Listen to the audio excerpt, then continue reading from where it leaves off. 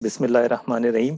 तो क्लास 9 की फिजिक्स और मैथमेटिक्स में आपकी लूंगा। इसमें अवेश आपने ये याद रखना है, मैं किसी भी स्टूडेंट से ये एक्सपेक्ट नहीं कर रहा हूँ कि आपको कुछ जो है वो उसमें आता है। मैं बिल्कुल जीरो से चल रहा हूँ, स्टार्ट कर रहा हूँ।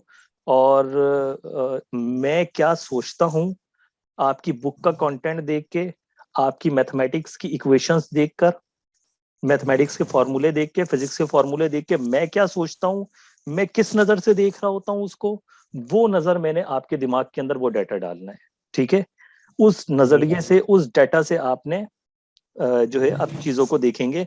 आज की क्लास जो है आपकी मैथमेटिक्स का चैप्टर नंबर 2 हिट करेगा। वैसे तो जो आज की क्लास, बल्कि इस पूरे वीक की जो क्लासेस होंगी आपकी, वो पूरे वीक की क्लासेस आपकी पूरी फिजिक्स और पूरी मैथमेटिक्स कवर करेंगी। अगर ये इस एक हफ्ते की क्लासेस आपने पूरी तरह से ध्यान से समझ ली तो समझें कि आपको पूरी फिजिक्स में कोई प्रॉब्लम नहीं आएगी और पूरी मैथमेटिक्स में कोई प्रॉब्लम नहीं आने वाली इंशाल्लाह। ठीक है। इंशाल्लाह। अच्छा, यही मैथमेटिक्स है आपकी। ठीक है। अच्छा, मैथमेटिक्स में जो मेन कंसर्न है आज की क्लास का, जो कवर करेगी, वो आपका चैप्टर नंबर 1 समझ लें। ठीक है, ये हिट करूंगा मैं आज चैप्टर नंबर 1 को। लेकिन पूरी मैथमेटिक्स उसमें आपकी हिट हो सकती है आज की, कल की और परसों की क्लास मिलाकर। ठीक है। और जी सर। या पूरे वीक की कह लें तो मैथमेटिक्स पूरी हिट होगी। इसी तरह से जो आपकी फिजिक्स है, ठीक है, ये आपकी फिजिक्स है।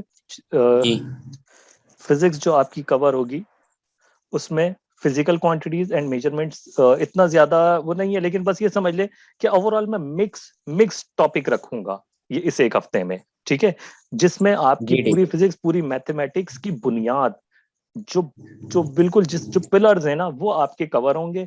उसके बाद हम टॉपिक पे, एक प्रॉपर टॉपिक्स पे स्टेप वाइज आ जाएंगे। ठीक है। और ऐसा नहीं है कि जो आप पढ़ रहे हैं कि वो आपकी बुक का हिस्सा नहीं है, सब कुछ आपकी बुक का हिस्सा है। ठीक है, और वो मैं आपको दिखाऊंगा भी, सब कुछ आपकी बुक का हिस्सा होगा। ठीक है, तो स्टार्ट करते हैं। तो आम तौर पर देखें, मैथमेटिक्स के जो टॉपिक्स हमने कवर करने हैं, पहले मैं कुछ आपको यहाँ पे शेयर कर दूं। राइटिंग में आपने इसी से काम चलाना है। ठीक है, जैसी आपको जी नजर जी। आ रही है, कुछ ना समझ आए तो पूछ लेना है। मैथमेटिक्स की 3 ब्रांचेस में यहाँ पे लिख रहा हूँ। ठीक है, उनका मतलब भी आपको बताता हूँ, फिर उसको हम हिट करेंगे। मैथमेटिक्स में सबसे पहले अर्थमेटिक है, सेकंड नंबर पे जो आपकी बुक का हिस्सा है वो है अलजबरा, और थर्ड नंबर पे है जियोमेट्री। वैसे तो बहुत सारी ब्रांचेज हैं, और मैं फिर कहूंगा कि जो एक हफ्ते की क्लास है, ये सिर्फ क्लास 9-10 को ही कवर नहीं करेगी, बल्कि आपकी इंटर बीएससी हर क्लास को कवर करेगी। है बहुत ही बेसिक्स हैं, ये नहीं आता तो समझ लें कि कुछ नहीं आता। ठीक है। अच्छा, अर्थमेटिक क्या है? अर्थमेटिक में हम आम तौर पर, जो बहुत सिंपल मैं बात करूं अर्थमेटिक में, तो वो आप ये समझ लें कि नंबर्स हैं। नंबर्स जैसे 1, 2, 3.5, -10, ठीक है, इस तरह के, या 1/2, ये नंबर्स अर्थमेटिक में अगर होंगे, इन पे हम कोई मैथमेटिकल ऑपरेशन लगा दें, जैसे 2+3, ये ब्रैकेट में वैसे ही लगा रहा हूँ अलग अलग दिखाने के लिए। ठीक है, 2+3 बराबर है 5 के, तो ये आपकी अर्थमेटिक का हिस्सा है। ठीक है, ये सिंपल अर्थमेटिक है आपकी। मल्टीप्लाई कर दें, माइनस कर दें, डिवाइड कर दें दो नंबर्स को, दो से ज्यादा नंबर्स को, तो ये अर्थमेटिक कहलाती है। Simple as that. अब अलजबरा क्या है? अगर इसी अर्थमेटिक में मैं एक वेरिएबल डाल दूं, वेरिएबल अननोन, या इसको लिख दूं मैं x+3 बराबर है 5 के, बिल्कुल ये वाली इक्वेशन देखिए। फर्क क्या है इसमें और इसमें? आपको फर्क क्या नजर आ रहा है? ये और ये, ओवैस क्या फर्क नजर आ रहा है आपको? एक्स का सर। एक्स का, यहाँ पर 2 है और यहाँ पर एक्स है। तो एक्स मतलब, अगर मैं ये इक्वेशन ना लिखता, ठीक है, तो यहाँ जी पे आपको ये एक्स नजर आ रहा है। एक्स मतलब कोई नंबर तो नहीं लिखा हुआ, इसका मतलब ये एक्स फाइंड करना है, तलाश करना है कि ये एक्स क्या जी है। ठीक है, ये एक्स क्या होगा? तो ये एक अननोन डाल दिया मैंने, या एक वेरिएबल डाल दिया मैंने यहाँ पर। एक्स भी हो सकता था, ए भी हो सकता था, बी भी हो सकता था, सी भी, मतलब आपकी मर्जी है, कोई भी अननोन डाल सकते हैं। अगर जब भी हम किसी इक्वेशन में, किसी एक्सप्रेशन में कोई अननोन, एक या एक से ज्यादा अननोन डाल दें, तो वो चीज किस ब्रांच में हिट कर जाती है? अलजबरा में। सिंपल। ठीक है, कोई मुश्किल तो नहीं है? नहीं सर। ठीक है, जबरदस्त। बस यही है सिंपल अलजबरा, और यही है सिंपल अर्थमेटिक के। कोई अगर अननोन नहीं है तो अर्थमेटिक है, और अगर अननोन आ गया है एक या एक से ज्यादा, तो अलजबरा बन गई वो। ज्योमेट्री आप सिंपल जानते हैं। ज्योमेट्री के जो हमारे पास सिंपल एलिमेंट्स होते हैं, देखें, अर्थमेटिक के सिंपल एलिमेंट्स कौन, जो बेसिक एलिमेंट्स हैं वो कौन से? नंबर्स 1, 2, 3, 5, ये एलिमेंट्स हैं जिन पे हम काम करते हैं। अलजबरा के एलिमेंट्स क्या है? नंबर भी हैं और वेरिएबल्स भी हैं, ये एलिमेंट्स हैं। ज्योमेट्री के एलिमेंट्स क्या हैं? पॉइंट, ऐसा ही है, लाइन, सर्किल, ज्योमेट्री के एलिमेंट्स हैं। Simple is that. ट्रायंगल, ठीक है, समझ गए। अब हमने आने वाली क्लासेस में क्या करना है, एक तो सबसे अहम कनेक्शन हमने बनाना है। अर्थमेटिक तो अभी हम पढ़ेंगे आज की क्लास में, ठीक है, बहुत ही इंपॉर्टेंट क्लास है जो आपकी अर्थमेटिक को कवर कर देगी, और अलजेब्रा का कुछ हिस्सा भी मैं चाहूंगा कि कवर हो जाए इसके अंदर, ठीक है। अच्छा, आने वाली क्लासेस में मैंने सबसे इंपॉर्टेंट जो काम करना है, क्योंकि मेरा सबसे ज्यादा जोर रहेगा अलजेब्रा पे भी, ज्योमेट्री पे भी, और इन दोनों के कनेक्शन पर। किस पर मैं कह रहा हूं, कनेक्शन पे, कि अलजबरा से ज्योमेट्री को समझना है, ज्योमेट्री से अलजबरा को समझना है, आपने दोनों को एक दूसरे में इंटरचेंज करना है। इसका कनेक्शन किस तरह होगा, आज की क्लास में नहीं हो सका, मुझे नहीं लगता आज कवर हो पाएगा, तो आने वाली क्लास में हम इसको कवर करें। इन दोनों का रिलेशनशिप बनाना है हमने, अलजबरा का और ज्योमेट्री का। ये सबसे इंपॉर्टेंट हमारा काम होगा, और इसी को हम आगे लेके चलेंगे। ठीक है जी, तो अब हम अर्थमेटिक स्टार्ट करते हैं। सबसे पहले मैं बात करता हूं एडिशन। 2 + 3 = 5, ठीक है। अब मुझे ये बताएं कि ये क्या लिखा हुआ है, रिपीट कर दें दोबारा से आप, जो आपको समझ आ रहा है। 2 + 3 = 5। ठीक है। अब मैंने क्या कहा था क्लास के स्टार्ट में, मैंने वो दिमाग बनाना है आपका, कि मैंने वो डेटा फीड करना है कि आप इसको उस तरह देखें जिस तरह मैं देखता हूँ, ठीक है, जिस नजरिए से मैं देखता हूँ, मेरी आंख देखती है जब ये लिखा होता है। वो क्या है, पहले एक चीज मैं क्लियर कर दूं आपको, प्लस, माइनस, मल्टीप्लाई और ये डिवाइड, ये हैं मैथमेटिकल ऑपरेशंस। इसी तरह से equal, not equal, less than equal to, greater than equal to, ये हैं मैथमेटिकल स्टेटमेंट्स। ऑपरेशन क्या होता है, यानी कि कोई काम करना है, आपने कोई ऑपरेशन करना है उस पर। जैसे यहाँ आपने क्या ऑपरेशन किया है, 2 और 3 के दरमियान, इन दो नंबर्स के दरमियान आपने क्या ऑपरेशन किया है, यहाँ पर एडिशन, ठीक है। और आपको पता है कि प्लस करते क्या है, बचपन से हम सीखते हुए आ रहे हैं कि भाई 2 + 3 कैसे करना है, ये एक ऑपरेशन है, ठीक है। बट यहाँ पे जो चीज लिखी हुई है ना, ये एक स्टेटमेंट है भाई। जैसे हम आम तौर पे आम जिंदगी में स्टेटमेंट दे रहे होते हैं ना, बयान दे रहे होते हैं कि ओवेस की हाइट बराबर है राहील की हाइट के, मिसाल के तौर पर। तो अभी आपने ओवेस और राहील में इक्वालिटी बयान की है, लेकिन किसी एक खास रिलेशन में बयान की है। वो किस में बयान की है, हाइट में। मुमकिन है एज बराबर ना हो, एज नॉट इक्वल हो, ठीक है ना, लेकिन हाइट बराबर है। जब बराबर होगी, जैसे हम जबान में, उर्दू में, इंग्लिश में बात करते हैं हम, इसी तरह मैथमेटिक्स भी एक लैंग्वेज है, और उस जबान को सीखने की जरूरत है। जब हम वो जबान सीख गए तो हम आसानी से उसके बारे में बात कर सकते हैं। तो ये भी एक जबान है, मैथमेटिक्स एक लैंग्वेज है, वो लैंग्वेज सीखने की जरूरत है। जिस तरह उर्दू एक लैंग्वेज है, इंग्लिश एक लैंग्वेज है, मैथमेटिक्स एक लैंग्वेज है। और ये याद रखना है, अगर आपको मैथ समझ नहीं आती, मैं फिर कहूंगा, अगर मैथ समझ नहीं आती तो सवाल ही पैदा नहीं होता कि आपको फिजिक्स समझ आ जाए। मैं फिर कह रहा हूँ, रट्टा लगाने की बात नहीं कर रहा, अगर मैथ समझ नहीं आती तो फिजिक्स भी 100% समझ नहीं आएगी आपको, ठीक है। तो फिजिक्स समझने के लिए मैथ समझना बहुत जरूरी है, बहुत ही इंपॉर्टेंट है, क्योंकि पूरी फिजिक्स में आपने देखा होगा इक्वेशंस लिखी होती हैं, आपने न्यूमेरिकल्स हल करने होते हैं, तो मैथमेटिक्स ही मैथमेटिक्स है सब जगह। अब ये क्या है, ये स्टेटमेंट एक बयान दे रहा है कि भाई दो चीजें आपस में क्या ताल्लुक रखती हैं। मैं ये बयान दे रहा हूं कि यहां पर जो दो चीजें, अब कौन सी दो चीजें, इस इक्वल की लेफ्ट साइड पे एक चीज है, इस इक्वल की राइट साइड पे एक चीज है। तो पहले तो मैं नाम दे देता हूं, इस इक्वल की लेफ्ट साइड पे ये चीज मौजूद है, तो ये मेरे उल्टे हाथ पर है ना, तो LHS लिख देता हूं मैं, यानी लेफ्ट हैंड साइड। इक्वल की मेरे सीधे हाथ पे एक चीज है, उसको मैं कह देता हूं RHS, यानी कि राइट हैंड साइड, सीधे हाथ की तरफ। पूरा लिखने की तो जरूरत नहीं है। नहीं। अब आपने हमेशा जब भी बीच में इक्वल या कोई भी मैथमेटिकल स्टेटमेंट आ जाएगा, तो आपने उसको किस तरह देखना है, एक उसके लेफ्ट साइड पर है, लेफ्ट हैंड साइड, और एक राइट हैंड साइड पर है, राइट हैंड साइड। इसी को मैं नीचे लिख देता हूं, ठीक है। पहली तो ये चीज जहन में रखनी है। अब मुझे ये जो इक्वल है ना बीच में, मुझे ये बता रहा है कि ये स्टेटमेंट इस बात की गवाही दे रहा है कि जो कुछ भी लेफ्ट हैंड साइड पे लिखा है और राइट हैंड साइड पे लिखा है, वो आपस में क्या ताल्लुक है उनका, दोनों इक्वल हैं एक दूसरे के। इक्वल है, मतलब बराबर है। लेकिन देखें ना, लिखने का अंदाज क्या मुख्तलिफ नहीं है। यहाँ पर दो नंबर्स इन्वॉल्व है और एक मैथमेटिकल ऑपरेशन है, और यहाँ पर सिर्फ एक सिंगल नंबर लिखा हुआ है। बात ठीक है जी। लिखने के देखिए, बचपन से जो आप सीखते हुए आ रहे थे, आपने सीधा सीधा 2 + 3 5 करते थे, नहीं, हमने पूरा अपना माइंड मैप बदल रहा है। अब आप इसको कैसे देखेंगे, इक्वल की दो साइड है, एक लेफ्ट साइड एक राइट साइड। सेकंड नंबर पे जो चीज लेफ्ट साइड पे लिखी हुई है, मुख्तलिफ अंदाज में लिखी है। यहाँ पे दो नंबर लिखे हुए हैं, एक नंबर 2 है, एक नंबर 3 है, और उन दो नंबर्स के दरमियान एक मैथमेटिकल ऑपरेशन डिफाइन हुआ हुआ है, एडिशन का। और यहाँ देखें अगर राइट साइड पे, तो एक बिल्कुल ही मुख्तलिफ बात लिखी हुई है, सिर्फ एक सिंगल नंबर लिखा हुआ है। लेकिन यहाँ पे जो भी बात लिखी हुई है और यहाँ जो भी बात लिखी हुई है, वो सब आपस में क्या है, इक्वल है, जबकि मुख्तलिफ तरीकों से मुख्तलिफ बातें लिखी हुई हैं। तो ये स्टेटमेंट है, ये बयानिया है। ये बयान ये दे रहा है कि जो कुछ भी मेरे लेफ्ट साइड पे लिखा है, वो वही इक्वल है जो कुछ भी राइट साइड पे लिखा है, ठीक है, जबकि लिखने के अंदाज दोनों साइड पे मुख्तलिफ है। ये बात समझ आती है? जी सर। ठीक है, मेरा पहला स्टेप हो गया।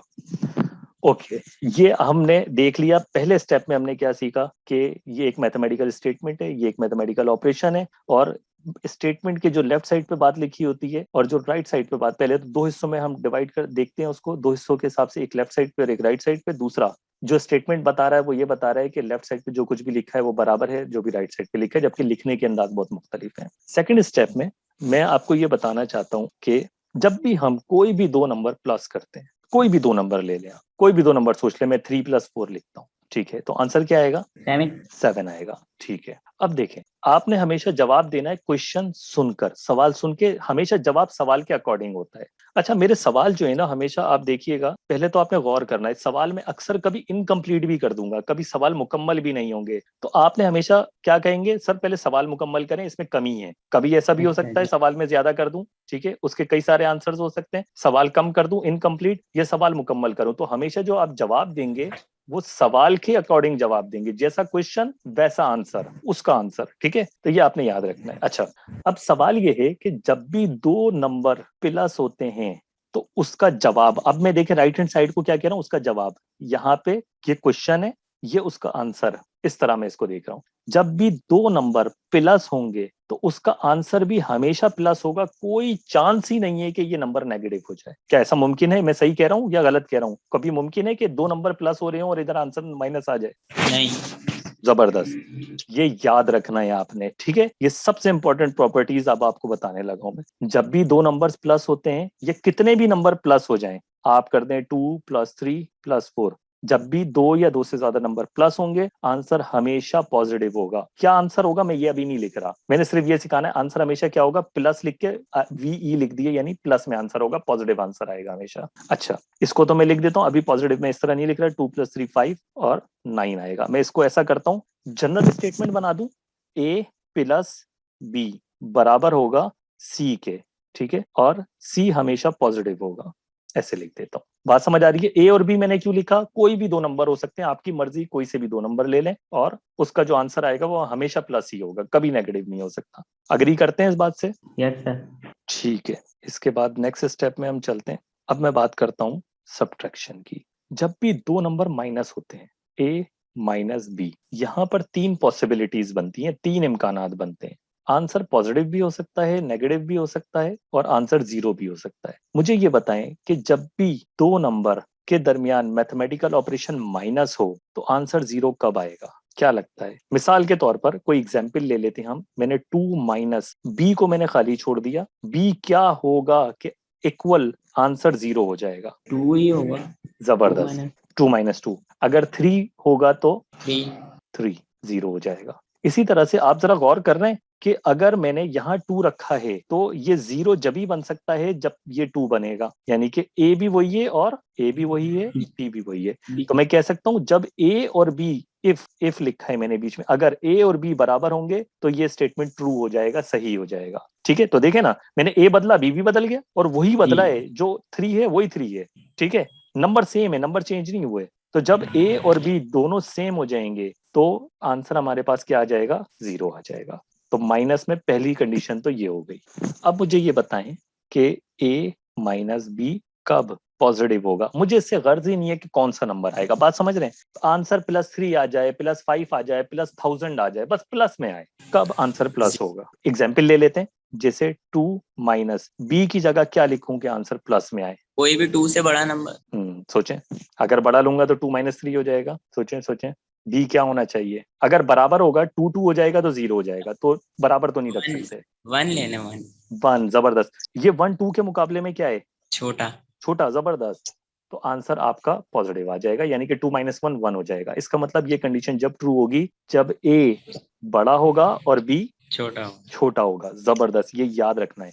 अच्छा, ग्रेटर देन और लेस देन का साइन कैसे पहचानते हैं? मैं यहाँ पे आपको ये बता दूं कि अगर लिखा है 3 > 2, जिस तरफ ये टिप होती है ना, नोक बनी होती है, वो चीज छोटी पड़ी जाती है, और जिस तरफ ये माउथ ओपन होता है वो चीज साइड बड़ी पड़ी जाती है, ठीक है। तो इसका मतलब यहाँ लिखा है 3 > इधर माउथ ओपन है ना 3 की तरफ, ठीक है, 3 की तरफ इसका माउथ ओपन है, तो मैं कहूंगा 3 बड़ा है और 2 छोटा है, बात तो ठीक है। या अगर यहाँ से पढ़ूंगा कि 2 छोटा है और 3 बड़ा है, बात एक ही है। 2 छोटा क्यों कह रहा हूं? क्योंकि 2 की तरफ क्या बनी हुई है? टिप बनी हुई है, इसकी नोक बनी हुई है। ऐसे पहचानते हैं इसको, या मैं चाहूं तो इसको ऐसे भी लिख सकता हूँ। अब क्या है, 3 बड़ा है 2 छोटा है, क्योंकि 2 की तरफ टिप है, या ऐसे पढ़ लो 2 छोटा है 3 बड़ा है, ठीक है, लेस देन ग्रेटर देन हम इस तरह पहचानते हैं, ठीक है, भूलेंगे तो नहीं। तो देख लें यहाँ पे लिखा हुआ ए बड़ा होना चाहिए और बी छोटा होना चाहिए। इफ अगर ए बड़ा होगा बी छोटा होगा तो हमेशा आंसर पॉजिटिव आएगा, ठीक है, जबरदस्त। अब एक और चीज मुझे बता दें लास्ट केस, कि आंसर कब नेगेटिव होगा। बहुत सिंपल है, अगर दोनों बराबर होंगे तो 0 हो जाएगा, ए बड़ा होगा बी और छोटा होगा तो बड़ा होगा तो क्या बड़ा होगा, ए बड़ा होना चाहिए छोटा होना चाहिए, बी बड़ा होना चाहिए। जबरदस्त, यानी कि बी बड़ा होगा ए छोटा होगा, अगर इस तरह पढ़ूंगा मैं, ठीक लिखा है मैंने, जी जी। ओके। अच्छा एग्जाम्पल ले लेते हैं, वही एग्जाम्पल लेते हैं, 2 - 3, देख लें ए छोटा है बी बड़ा है, 2 - 3 क्या होता है, -1, ठीक है। अच्छा यहाँ पर अक्सर स्टूडेंट्स को प्रॉब्लम होती है प्लस माइनस करने में, ये मैं थोड़ा सा आपको क्लियर कर देता हूँ कि 2 - 3 -1 होगा। अब क्या प्रॉब्लम होती है स्टूडेंट्स को प्रॉब्लम ये होती है कि वो इतनी लंबी स्टोरी सोचते हैं कि भाई ये प्लस है, प्लस माइनस माइनस करेंगे, माइनस साइन उसकी आएगी जो बड़े के साथ होगी या दोनों के, इतना किसने सोचना है, इतना नहीं सोचना आपने, बस सिंपल आपने ये सोचना है कि 2 - 3, अब छोटे नंबर में से बड़ा नंबर जा रहा है तो -1 कैसे आएगा, इसकी बहुत सिंपल एनोलॉजी आपने सोचनी है, बहुत सिंपल एक आइडिया आपको मैं दे रहा हूँ, उस तरह आपने सोचना है, ठीक है। जब ये लिखा है आपके पास 3 + 2, तो इसका मतलब ये है कि 3 रुपए आपके पास मौजूद थे, 2 रुपए और आपके पास आ गए, प्लस हो रहे हैं ना, प्लस का मतलब मजीद आ गए आपके पास, तो आ गए तो टोटल 5 रुपए आपके पास हो गए। 3 रुपए आपके पास मौजूद थे, माइनस का मतलब क्या होता है, 2 रुपए का नुकसान हो गया, खसारा हो गया, या आपने निकाल दिए, कमी आ गई ना, माइनस का मतलब होता है कमी आ जाना, तो 3 रुपए थे आपके पास, 2 रुपए की कमी आ गई, तो क्या रह गए आपके पास, तो एक। अब एक काम ये करते हैं, मैं इसको उल्टा कर देता हूँ, 2 - 3 ये वाला केस बना दिया। अब इसको किस तरह सोचेंगे, यहाँ तो बड़े वाले नंबर के साथ माइनस है, इधर कुछ और एनोलॉजी से आपने सोचना है, इधर क्या एनोलॉजी आपने सोचनी है, 3 रुपए आपके पास उधार हैं, आप पहले ही 3 रुपए खसारे में हैं, ठीक है, जी आप 3 रुपए खसारे में हैं, और +2 का मतलब हमेशा क्या होता है, 2 रुपए आपके पास आ गए या आपने उधार चुका दिया। जब आपने 2 रुपए उधार चुका दिया, प्लस का मतलब प्लस कर दिए ना आपने कमाए और चुका दिए। जब 3 रुपए उधार थे, 2 रुपए आपने चुका दिए, तो अभी क्या आपके पास बचा, -1। -1, 1 रुपया उधार का बचा है, ठीक है ना, जी उधार खत्म तो नहीं हुआ ना, तो इसलिए उधार है तो माइनस आएगा, 1 रुपये उधार का बचा, -1, बिल्कुल सेम, -2 -3 क्या करेंगे इसमें, फिर से देखें क्या लिखा है, -2 -3, 2 रुपए उधार थे माइनस में, 3 रुपए मजीद उधार ले लिया आपने माइनस में, माइनस है ना, दोनों माइनस है, ये भी माइनस है ये भी माइनस है, 2 रुपए उधार के थे माइनस के, 3 रुपए मजीद उधार ले लिया आपने, तो क्या हो गया आंसर, -5। -5, -5 क्यों कहा, क्योंकि 5 रुपए उधार हो गए आपके ऊपर। जी सर। तो ये एनोलॉजी अब आपने माइनस में सोच के रखनी है, बहुत आसान है, प्लस माइनस करते हुए, इतना लंबा नहीं सोचना, प्लस माइनस माइनस होता है और फला फला फला, ये सब बेकार है, आपने इस तरह से आसानी चल करना। अब लिखे है ना, देखें 2 - 3 तो -1 हो गया, सिंपल, 3 रुपए उधार के थे, 2 रुपए अदा कर दिए, -1 आ गया, ठीक है, जबरदस्त। तो ये हमारा काम हो गया। इसका मतलब जब भी सब्ट्रैक्शन होती है, मैं वापस अपने टॉपिक पे आता हूँ, जब भी सब्ट्रैक्शन होती है हमारे पास 3 पॉसिबिलिटीज होती हैं, आंसर आंसर 0 भी हो सकता है, पॉजिटिव भी हो सकता है, नेगेटिव भी हो सकता है, लेकिन जब भी एडिशन होती है आंसर हमेशा क्या होगा, पॉजिटिव होगा, ठीक है, ये बात समझ आ गई, जी सर। एडिशन समझ आ गई आपको, सब्ट्रैक्शन समझ आ गई, जबरदस्त। अब हम चलते हैं मल्टीप्लीकेशन पे। अच्छा, मल्टीप्लीकेशन का बिहेवियर मैं आपको समझाना चाहता हूँ, क्या होता है, क्या होगा ये, अब क्या आंसर आना चाहिए, 2 × 1 2 2 × 2 2 2 हाँ 4 क्या 4 2 × 3 6 2 × 4 8 2 × 5 10। जबरदस्त। आपको लग रहा होगा मजाक कर रहा हूँ आपके साथ 2 का टेबल पढ़ा रहा हूँ आपको, ऐसा नहीं है। जी सर। जैसे एडिशन में आपकी सोच बदली है, सब्ट्रैक्शन में बदली है, इसी तरह मल्टीप्लीकेशन में सोच बदलनी है, आता सब कुछ है, सोच बदलनी है। क्या मल्टीप्लीकेशन में 2 नंबर इन्वॉल्व हैं लेफ्ट हैंड साइड पर, उनके दरमियान में मैथमेटिकल ऑपरेशन है मल्टीप्लीकेशन का, ठीक है, ये आपको पता है। अच्छा आप जरा गौर करें, यहाँ टॉप टू बॉटम आए, जो पहले वाला नंबर है क्या वो बदला है, नहीं सर। नहीं।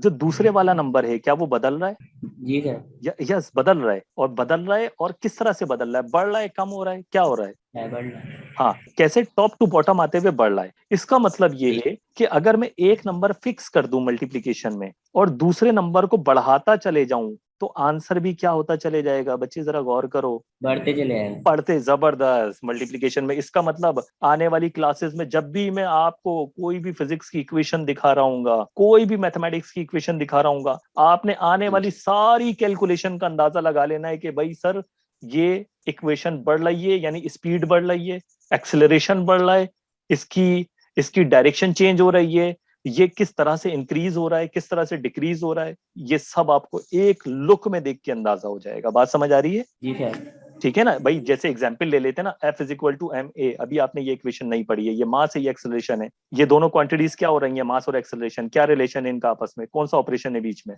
मल्टीप्लाई। मल्टीप्लाई।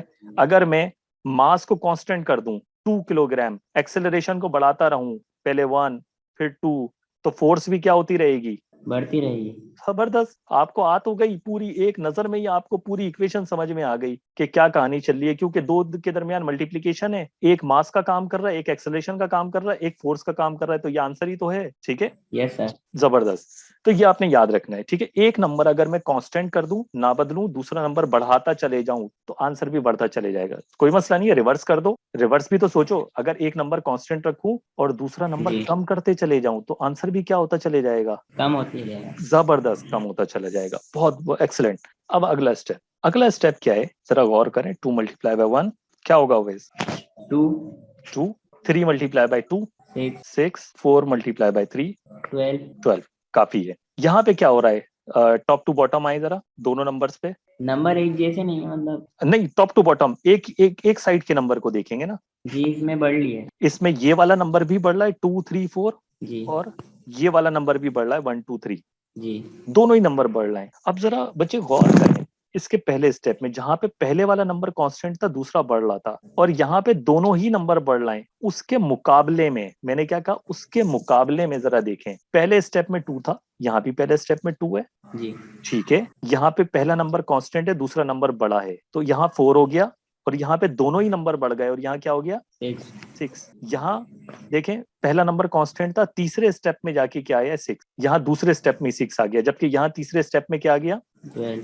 12। जरा सा गौर करें, अगर दोनों नंबर बढ़ रहे होंगे एट अ टाइम, तो उसका जो रेट ऑफ इंक्रीज होगा, उसके बढ़ने की जो शरह होगी, तेजी होगी, वो इसके मुकाबले में क्या होगी, ये तेज होगा ज्यादा। या ये तेज, बिल्कुल जबरदस्त। इसका मतलब जब दोनों नंबर बढ़ रहे होंगे, तो बढ़ने की शरह मजीद तेज हो जाएगी।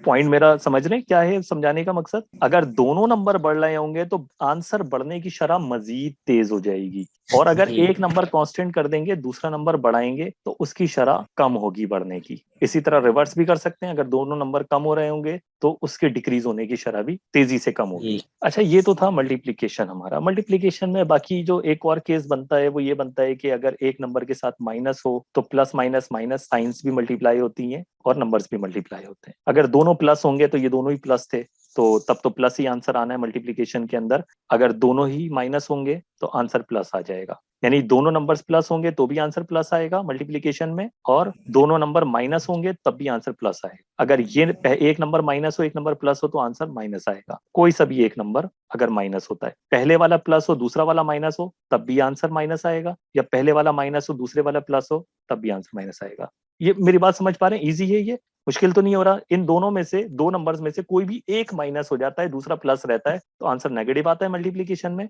अगर दोनों नंबर प्लस होते हैं या दोनों नंबर माइनस होते हैं, जैसे नीचे वाला केस है ये वाला, इन दोनों में आंसर हमेशा क्या आएगा, प्लस आएगा। ये एक छोटा सा केस था, अगर आपको मैंने जो है वो रिमाइंड करवा दिया है, कि आपको साइंस के साथ भी इसका आइडिया रहे कि क्या होता है। अच्छा, इसको हम नंबर लाइन पे जरा देखते हैं, प्लस माइनस को, क्योंकि ये बहुत इंपॉर्टेंट है और कल की क्लास में मैं ये कवर करना चाहूंगा। मैं एक नंबर लाइन बनाता हूँ, 0। ठीक है, ये जो मैंने टिक मार्क बनाए हैं, ये समझ लें कि ये 1 2 3 4 5 इस तरह जा रहा है, 0 के आगे, और ये माइनस में जा रहा है। ठीक है, अगर लिखा है जी 2 सर। + 3 बराबर है 5 के, तो ये पहला स्टेप क्या है, 2, तो मैं 0 से चलता हूँ 2 पे आ गया, ये रहा +2। फिर लिखा है +3, इसका मतलब यहीं से आगे बढ़ना है 3 स्टेप, एक स्टेप, दूसरा स्टेप, तीसरा स्टेप, ये +3। तो इन दोनों को मिलाकर क्या हो जाएगा, जहां से 2 स्टार्ट हुआ था और जहां तक गया था, +5। ठीक है, ये आ गया आपका। अच्छा, आपका लिखा है 3 - 2, तो ये आता है 1, तो 3 आ जाते हैं हम। ये रहा 0 से 3 पे आया, ये रहा +3। -2 का मतलब क्या है, रिवर्स जाना है, वहां से रिवर्स माइनस नेगेटिव डायरेक्शन में जाना है, तो ये रहा जी 3। सर। 3 से एक स्टेप, 2 स्टेप पीछे आ गया, -2। तो ये हमारे पास क्या बचा, यहाँ से ये देखें, ये बचा मेरे पास प्लस का 1, तो ये देख लें आंसर +1 आ गया। अच्छा, इसका उल्टा कर देते हैं, नीचे एक और नंबर लाइन बना देता हूँ मैं। भाई टेढ़ी मेढ़ी लाइन बन रही है, गुजारा कर लेना इससे, क्योंकि टाइम बचाना है, मैं फैंसी काम में जाऊंगा तो टाइम ज्यादा लग जाएगा। ठीक है, बात समझ आनी चाहिए, बस मकसद है कि काम की बातें समझ आए। अगर लिखा है 2 - 3 तो आंसर क्या आता है -1। 3 रुपए उधार थे और 2 रुपए अदा कर दिए, 1 रुपये उधार के बचे। अच्छा 2 मतलब प्लस डायरेक्शन में 2 स्टेप, ये आ गया +2। -3 मतलब 1 2 3, तो ये -3 है। आंसर क्या होगा, जहां से स्टार्ट हुआ है और जहां एंड हुआ है, तो ये -1। ठीक है। अच्छा ये आपको ज्योमेट्रिक एनालॉजी भी दे रहा हूं मैं, ठीक है, नंबर लाइन पे किस तरह इसको सोचना है प्लस माइनस को। जी सर। जिस तरह आपको आसान लगे उस तरह आप सोच लेना। अब लिखा है -3 -2 -3 -5, इसका मतलब ये आ गया -2। मजीद नेगेटिव डायरेक्शन में 3 स्टेप है, तो यहीं से मैं चला 3 स्टेप नेगेटिव डायरेक्शन में, तो टोटल यहां से स्टार्ट हुआ था और यहाँ खत्म हो गया -5। ठीक है, ये आपका आंसर है। जी अच्छा इसी तरह मल्टीप्लीकेशन अगर आपने सोचनी है तो मल्टीप्लीकेशन भी सोच लें, कोई मसला नहीं है। ठीक है, लिखा है 2 × 3 आ गया 6, मैं यहाँ 6 बना लेता हूँ। यानी कि 2 को कितने गुना करना है, मल्टीप्लीकेशन का मतलब होता है गुना। 2 को 3 दफा कर लिख दो, 2 को कितनी दफा कर दो 3।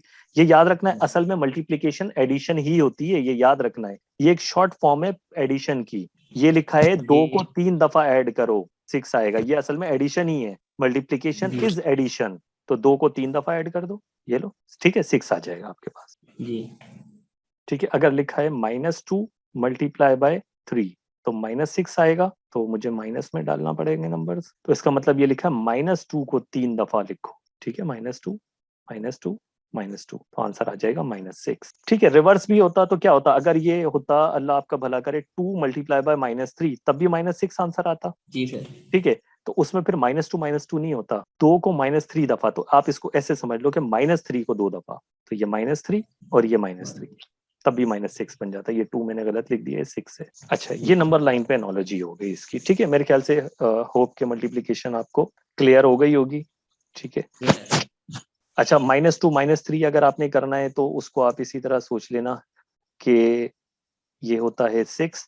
इसको अगर आपने सोचना है तो -2 को -2 की उल्टी डायरेक्शन में, ठीक है, -3, तो इसको इस तरह हम लेते हैं कि रिवर्स डायरेक्शन में, इस तरह हो जाएगा। ठीक है, -2 की डायरेक्शन बदल दी हमने, इस तरह हम इसको सोचते हैं। ठीक है, तो असल में ये +2 ही होगा, उल्टी डायरेक्शन। अच्छा अब मुझे आपको सिखानी है डिवीजन, ये बड़ा है, ये भी इंपॉर्टेंट फैक्टर है। अभी तक कोई सवाल? No sir. हाँ ठीक है। अच्छा अब जब भी 2 नंबर डिवाइड हो रहे होते हैं, ठीक है, A / B, तो हमारे पास 3 पॉसिबिलिटीज होती हैं आंसर की। या तो आंसर आपका 1 आएगा, या आंसर आपका 1 से छोटा होगा, या आंसर आपका A / B बड़ा होगा और 1 छोटा होगा। यानी यहाँ देखिए आंसर छोटा है और 1 बड़ा है, यानी कि A / B छोटा है और 1 बड़ा है। A / B बड़ा होगा और 1 छोटा होगा, यानी कि आंसर बड़ा हो जाएगा 1 से। ठीक है, यानी कि लेफ्ट साइड बड़ी होगी और राइट साइड छोटी होगी। ठीक है, इसका मतलब आंसर 1 से बड़ा होगा और तीसरे केस में आंसर 1 से छोटा होगा। मैं इसी चीज को आंसर मान रहा हूँ। ठीक है, A / B करके जो आंसर आएगा हमारा, वो छोटा होगा और 1 बड़ा हो जाएगा। ठीक है, अच्छा इस केस को देखते हैं, पहले केस को। हम पहले केस में आंसर कब, जब भी 2 नंबर डिवाइड होते हैं तो आंसर कब 1 के बराबर होगा। एग्जाम्पल ले लेते हैं हम। एग्जाम्पल मिसाल के तौर पर A में लेता हूँ 2, तो नीचे B को मैं क्या लूं कि ये 1 बन जाए। यहाँ नीचे क्या लिखूं मैं? 2 ही। बिल्कुल। अच्छा अगर मैं यहाँ लेता हूँ 5, तो नीचे क्या लूं कि ये 1 बन जाए? 5। जबरदस्त, पैटर्न आपको समझ आ रहा है कि अगर A और B बराबर होंगे इफ, तो आंसर 1 आता है डिवीजन में। जी जी। यहाँ पे एग्जाम्पल लेते हैं। ठीक है, आंसर कब 1 से बड़ा होगा? अगर मैं A लेता हूँ एग्जाम्पल के तौर पे 3, तो ये कब 1 से बड़ा हो जाएगा? जब नीचे क्या लूं, बराबर होगा तो 1 हो जाएगा। तो अब दो ही पॉसिबिलिटीज बनती हैं, या नीचे वाला नंबर छोटा हो या बड़ा हो। हाँ, नीचे वाला नंबर क्या होना चाहिए, इस 3 के मुकाबले में छोटा होना चाहिए। क्या लिखूं यहाँ पर? 2 भी लिख सकता हूँ, 1 भी लिख सकता हूँ। ठीक है, 0 नहीं लिख सकता, 0 का केस अलग है, वो मैं बताऊंगा आपको। ठीक है, यानी कि जो भी ऊपर नंबर लिखा है, ऊपर वाले नंबर के मुकाबले में छोटा होना चाहिए। मिसाल के तौर पर मैंने ऊपर 5 लिखा, तो नीचे 4 भी आ सकता है, 3 भी आ सकता है, 2 भी आ सकता है, 1 भी आ सकता है, 0 नहीं आ सकता भाई। ठीक है, तो नीचे वाला नंबर ऊपर वाले के मुकाबले में छोटा होगा, तो आंसर हमेशा 1 से बड़ा आ जाएगा। ठीक है, ये याद रखना है। अब इसको सोचना कैसे, आसान तरीके से। डिवाइड का मतलब होता है तकसीम करना, इक्वल तकसीम करना, बराबर हिस्सों में तकसीम कर देना। ठीक है, इसकी एक एग्जाम्पल लेते हैं। मिसाल के तौर पे ऊपर वाली चीजें और नीचे इतने लोगों में तकसीम करना है भाई। 3 बिरयानी की प्लेटें और 2 बंदों में तकसीम करनी है। अब बंदे कितने हैं? 2। अब 3 प्लेटें हैं बिरयानी की, तो मुझे बताएं कि हर एक के हिस्से में कितनी कितनी प्लेट आएगी? 1.5 डेढ़ डेढ़। तो डेढ़ का मतलब क्या है? एक से ज्यादा। जी ठीक है, चीजें ज्यादा होंगी और जिन लोगों में तकसीम करना है वो कम होंगे। तो अब हुआ क्या, आपने क्या किया, दोनों बंदों को एक एक प्लेट दी। ठीक है, एक एक दोनों के हिस्से में आ गई, पीछे एक बच गई, आपने आधी आधी करके दोबारा दे दी, तो डेढ़ डेढ़ आ गई ना दोनों के हिस्से में। ठीक है, तो इस तरह अगर ऊपर वाला नंबर बड़ा होगा और जिनमें तकसीम करना है वो कम लोग होंगे, चीजें ज्यादा होंगी, लोग कम होंगे तकसीम करने में, तो चीजें हर एक के पास एक से ज्यादा जाएंगी। अब जितने लोग हैं उतने ही लोगों में तकसीम करना है, तो बराबर तकसीम होगी, एक एक आएगी हर एक हिस्से में। और यहाँ सिंपल है, बिल्कुल सोच सकते हैं। अगर मैंने इधर 3 लिया है तो कब आंसर 1 से छोटा हो जाएगा? जब नीचे वाला नंबर ऊपर वाले के मुकाबले में बड़ा होगा नीचे वाला। बड़ा होगा। अब क्या हुआ कि 3 मिठाइयां हैं, 4 लोगों में तकसीम करनी है। क्या मुमकिन है हर एक के हिस्से में एक एक आ जाए? लोग 4 हैं, मिठाइयां 3 है। No sir. नहीं, मुमकिन ही नहीं है, तो एक से कम आएगी ना हर एक के हिस्से में। ठीक है, इस केस में इफ ऊपर वाला नंबर बड़ा होगा, नीचे वाला नंबर छोटा होगा। इस केस में ऊपर वाला नंबर छोटा होगा और नीचे वाला नंबर बड़ा हो जाएगा, तो आंसर 1 से छोटा हो जाएगा। ये आपकी एडिशन, सब्ट्रैक्शन, मल्टीप्लीकेशन और डिवीजन आपकी ये हो गई। ठीक है, बाकी आपको नंबर लाइन पे मैंने चीजें सिखा दी हैं। अच्छा, जी सर। अब जो इम्पोर्टेंट चीज है आपकी, यहाँ पे कुछ और चीजें डेवलप करनी है आपकी, यहीं से बेसिक आइडियाज आपके डेवलप करने हैं, फिर हम क्लास आज की रैप अप कर देते हैं। वो क्या है, कुछ आपने सोचना है आप ही। ठीक है, मैंने किया क्या, यहाँ पे ले लेते हैं। जब भी 2 नंबर प्लस होते हैं तो आंसर हमेशा क्या आता है? इसका आंसर क्या पॉजिटिव। आएगा? हाँ, पॉजिटिव होगा। बिल्कुल, एक और नया आइडिया डेवलप कर रहा हूँ यहाँ पर। मुझे ये बताएं कि 2 + 3 क्या आना चाहिए? 5। 5। जब भी 2 नंबर प्लस होते हैं तो हमेशा एक सिंगल नंबर आंसर आता है, सिंगल नंबर। ठीक है, ऐसा ही है। जी मैं भले 5 + 6 करूं तो भी एक सिंगल नंबर आंसर होगा। डिजिट 2 है वो एक अलग बात है, आंसर तो एक जी सिंगल नंबर है ना। जी ठीक है, सर।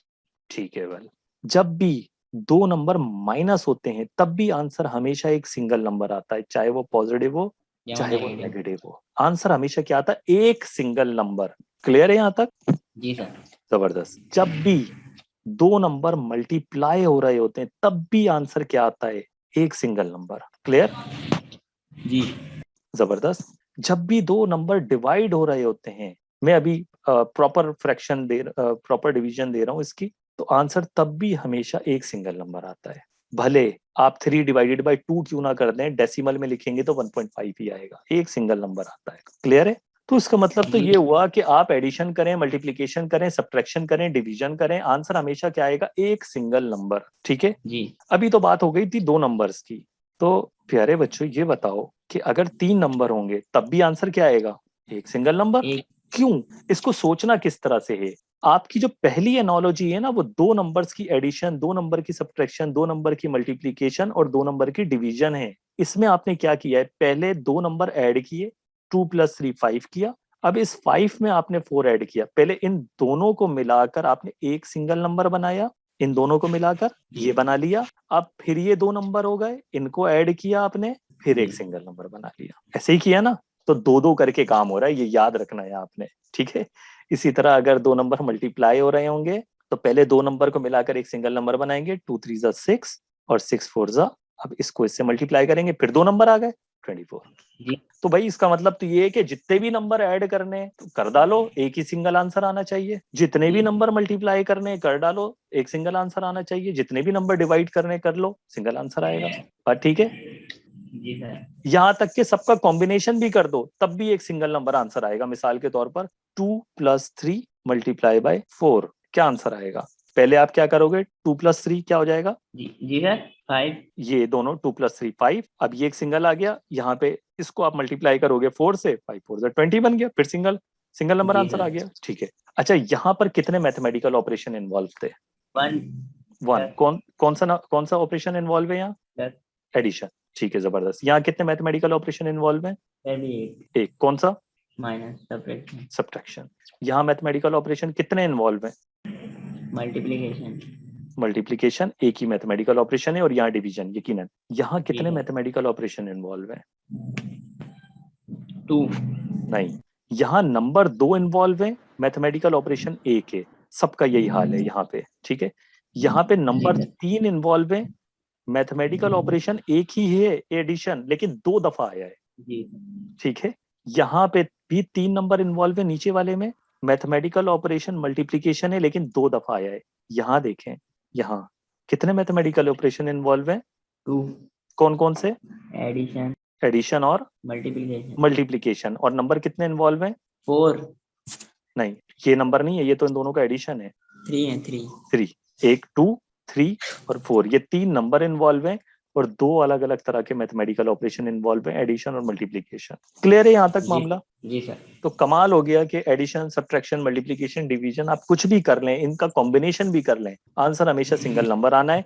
और अब जब भी आप इसको देखेंगे तो आपने किस नजरिए से देखना है, लेफ्ट हैंड साइड पे कुछ लिखा है, एक बात लिखी हुई है जो मुख्तलिफ अंदाज में है, जिसमें 2 नंबर इन्वॉल्व है, एक मैथमेटिकल ऑपरेशन इन्वॉल्व है, और वो चीज स्टेटमेंट के हिसाब से बराबर है जो कुछ भी लेफ्ट साइड पे लिखा है, किसके, राइट साइड पे, ठीक है। और राइट साइड पे जो बात लिखी है वो मुख्तलिफ है लेफ्ट साइड से, पहली बात।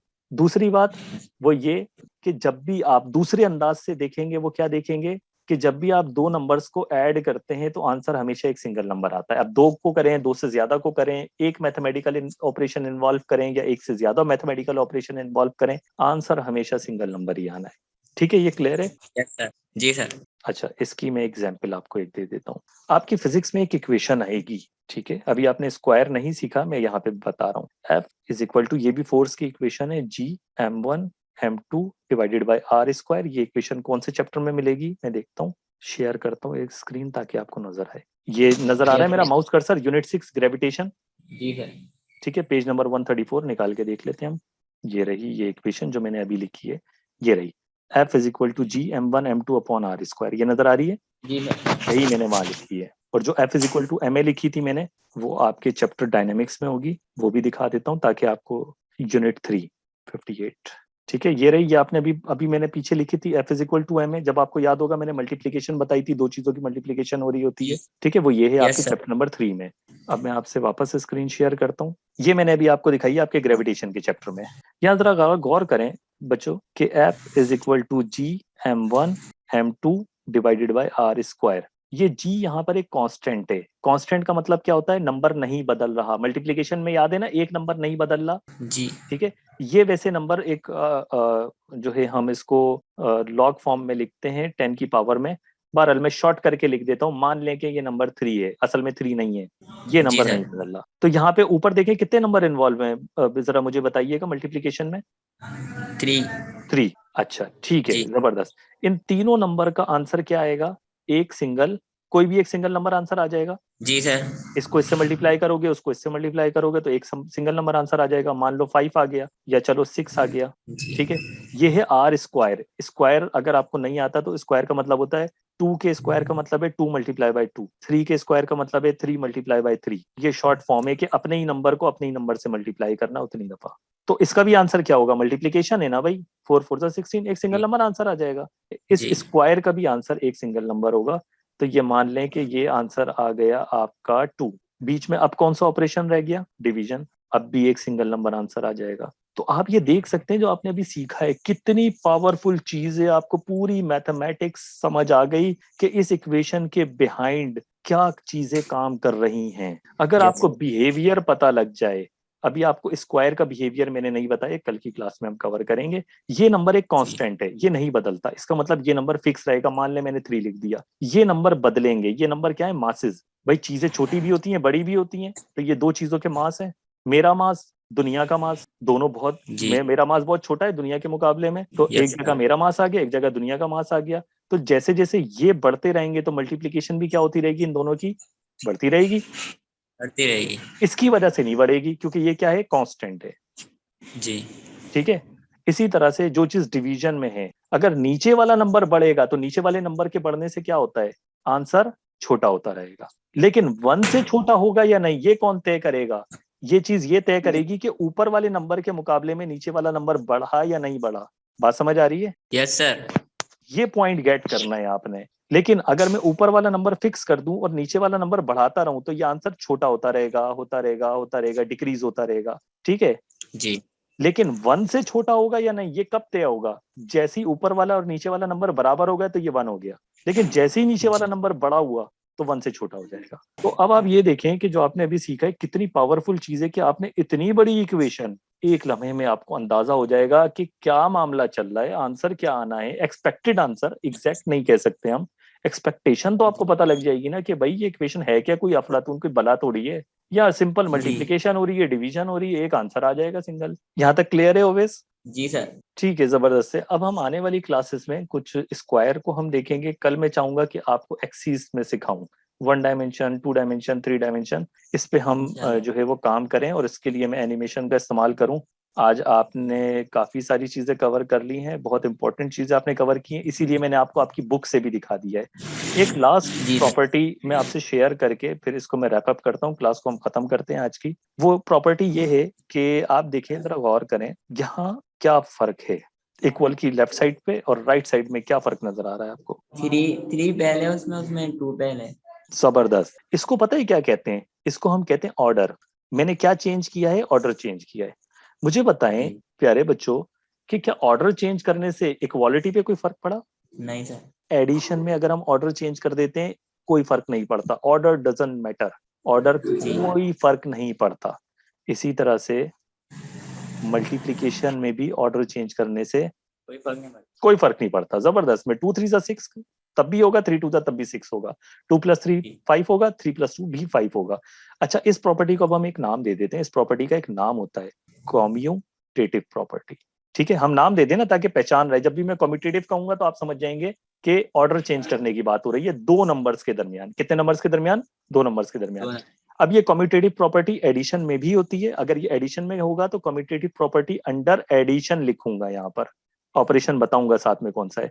और ये कौन सी है कम्यूटेटिव? ये नीचे वाली कम्यूटेटिव प्रॉपर्टी अंडर मल्टीप्लीकेशन। बात समझ आ रही है? जी सर।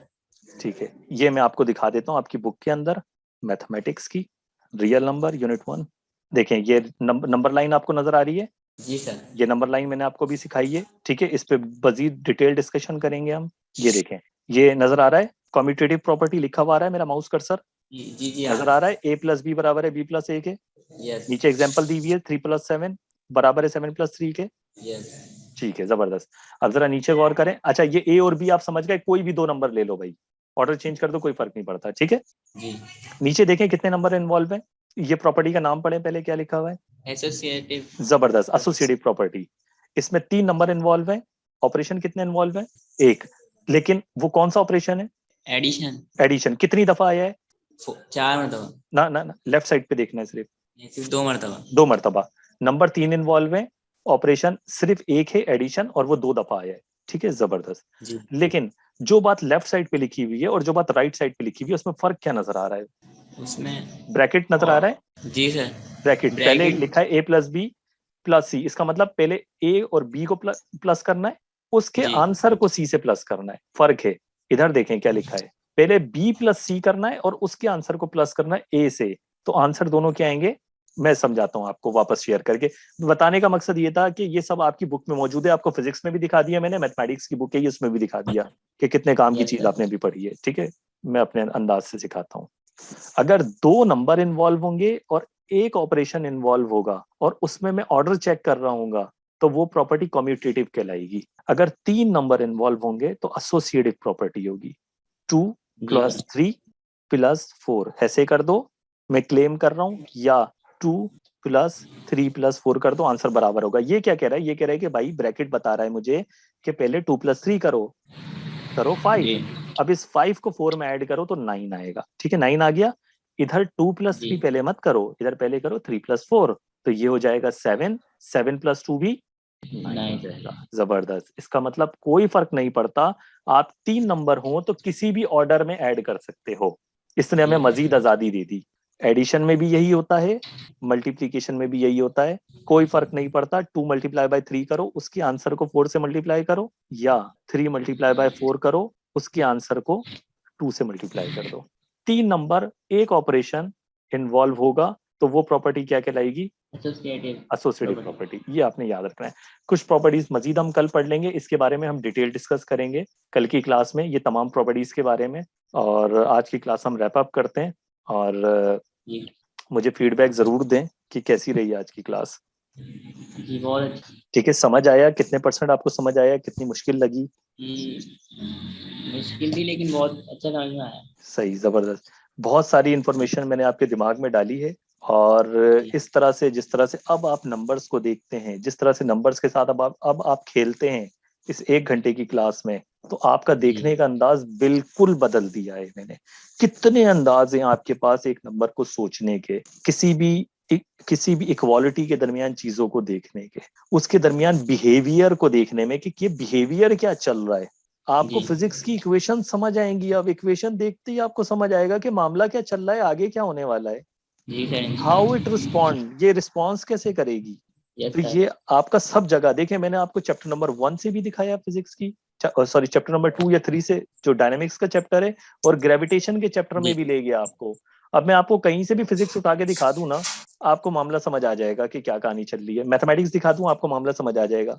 कल मैं चाहूंगा कि हम एक्सिस वाली क्लास को परसों पे रखें। कल मैं प्रॉपर्टीज डिस्कस कर लेता हूँ मजीद आपसे, जो नंबर की प्रॉपर्टीज हैं, और अलजबरा के हवाले से, और ज्योमेट्री अलजबरा का कनेक्शन कल की क्लास में हम बनाते हैं। ये बहुत बेसिक बेसिक क्लासेस हैं, और ये आपकी बुक से ही रिलेटेड हैं। जो आपने पढ़ा है, कोई अनोखी जी चीज नहीं पढ़ी आपने, सब कुछ मैंने आपको आपकी बुक से दिखाया है। हाँ, तो ये जो है बहुत ही इंपॉर्टेंट क्लास है आपकी इस 1 हफ्ते की। उसके बाद तो हम बड़ी स्पीड से जाएंगे, और मुमकिन है आपकी बहुत जल्दी सारे मामला क्लियर हो जाएं। सारे मामला जी आप न्यूमेरिकल्स में, इक्वेशंस में, मैथमेटिक्स में, ये सब आपके लिए कोई इंशाल्लाह बड़ी बात नहीं रहेगी।